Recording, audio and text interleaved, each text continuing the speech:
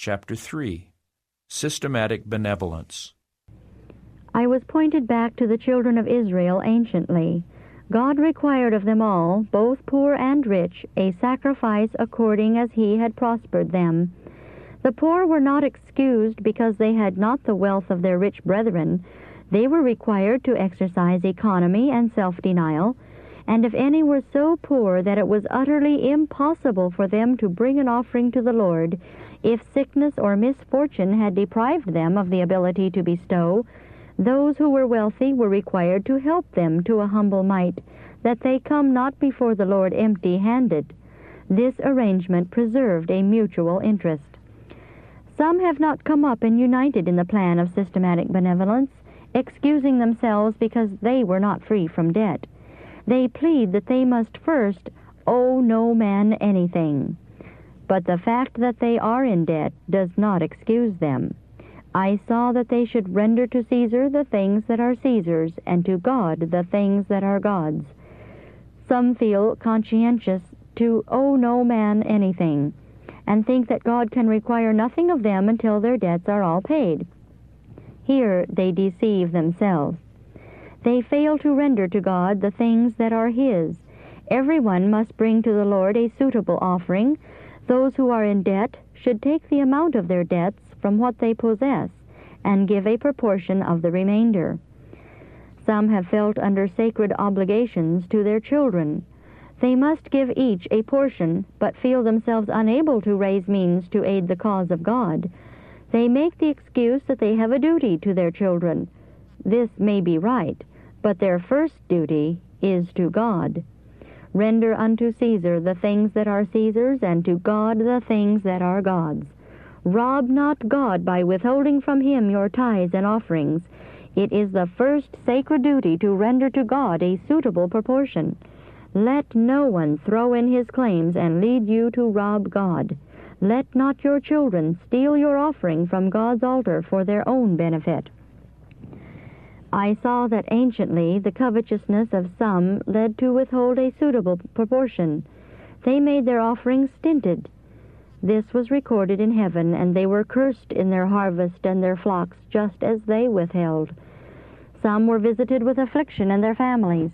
God would not accept a lame offering. It must be without blemish, the best of their flocks and the best fruits of their fields. And it must be a free will offering, if they would have the blessing of the Lord rest upon their families and their possessions. The case of Ananias and Sapphira was presented before me to illustrate the course of those who put down their property below its value. They pretended to make a free will offering of their possessions to the Lord. Said Peter, "Tell me whether ye sold the land for so much?"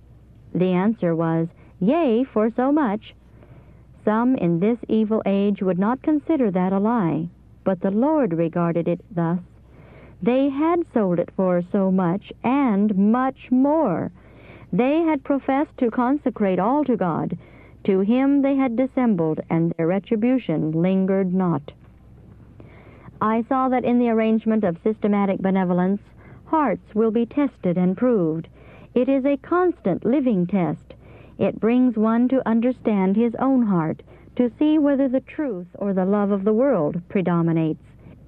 Here is a test for the naturally selfish and covetous. They will put down their possessions at very low figures. Here they dissemble.